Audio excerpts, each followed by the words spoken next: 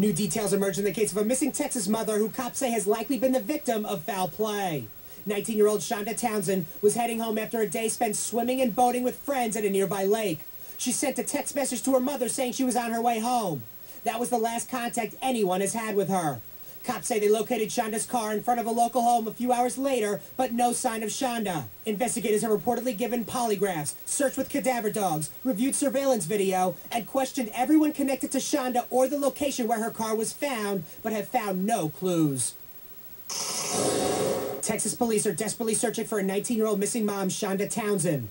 Shonda was driving home from a friend's house and sent a text message to her mother saying she was on her way. She never made it. Authorities found her ransacked car a few hours later in front of a residential home. The keys reportedly thrown across the street into a field.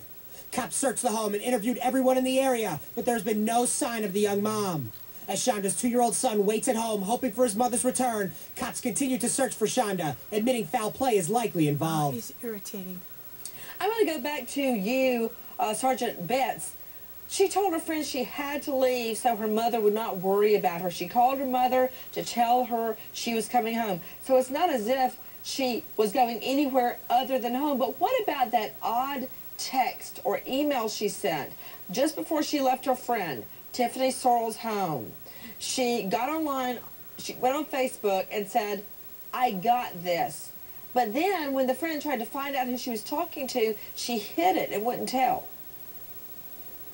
We have not been able to make heads or tails of that exact or message that she sent out on Facebook. At this time, it hasn't produced any lead. Since the very beginning, has her phone been cut off? Have you tried to ping it? Yes, we've done that. The last time that it was pinged, it was a incoming text to her phone. That's the last time that it's ever been in service. The night she goes missing, 2:20 a.m., she gets an incoming text, right? And who was that from? Would rather not comment right now, so it doesn't compromise the case. I know that the mother wakes up at 2 a.m.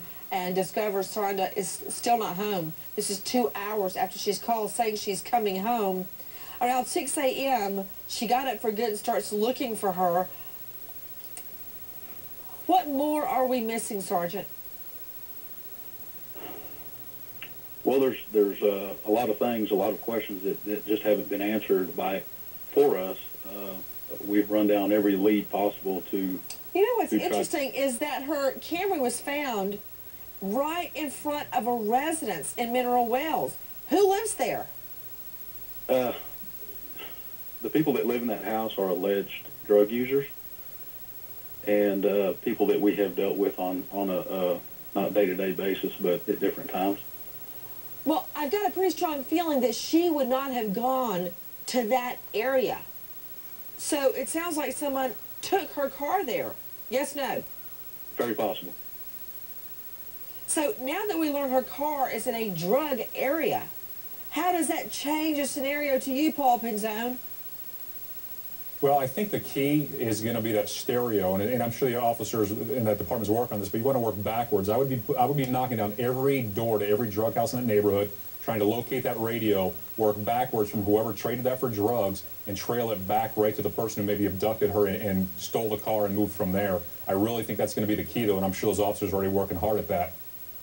But wait a minute. Let's go back to the lawyers. Eleanor Odom, Renee Rockwell, Peter Odom. You don't just yank the radio out, go in and trade it for dope, and leave her sitting in the car. She has to be left somewhere long before that. What about it, Eleanor? Yes, you're exactly right, Nancy. She's probably been dropped somewhere else. What you've got to also remember, too, when they yank the radio out, there are probably fingerprints that are around the area that the radio was in, and that's something, in fact, I had a case like that where they determined who the perpetrator was by fingerprints in the car, so perhaps that can link them up. Well, another thing, back to you, Sergeant Betts, how far from the friend's house, Tiffany Sorrell's home, was her car found? I would say probably about 15 city blocks. So I mean, her body is somewhere right in that radius. They didn't go far, did they, Paul Pinzone? I can't imagine, and you're exactly right. Whatever happened to her occurred before that vehicle was moved into that area, before that radio was traded, and it's somewhere in that progression. That's why I really feel like, unfortunately, you're going to have to work backwards, and I don't want to undermine what they're doing, but that's where it's going to turn out. And those drug houses is going to be a big piece of evidence that holding those people accountable, having other charges to hold over their head, to press them for information as to who sold that radio and how it changed hands from one to another before that young lady was taken, or after And that to young lady you, was Mark taken. Class, seeing the timeline, the way it's coming out, you've only got about a 2-hour period for all of this to happen. She calls her mother around midnight. She leaves around 12:05. At 2 a.m., it's over. She's not answering her phone. She's not answering texts. It's all over. 2 hours.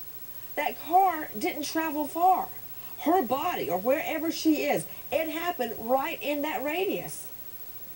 And this would be a perfect opportunity for search teams to go out and bring this girl home so that she can get the burial she deserves. Because I have to agree with everybody else that the chances of her being found alive are very, very slim. To Sergeant Betts, is there a body of water? Is there a nature preserve? What's around there? Yes, there is, but before I answer that, can I add something to what was just said just a minute ago? The phone call, the incoming text at 2:20 a.m., it actually pinged off a cell tower north of Mineral Wells. So therefore, we know her phone was somewhere outside the city limits of Mineral Wells. How far? Whether it's without it's almost close to Perrin where she lives. I'm sorry, I couldn't hear you. Are you saying 15 miles, 10 miles, 2 miles? Probably about 5 to 10. So, in that area, so that to me, that says so much. And have searches gone down in that area, Sergeant?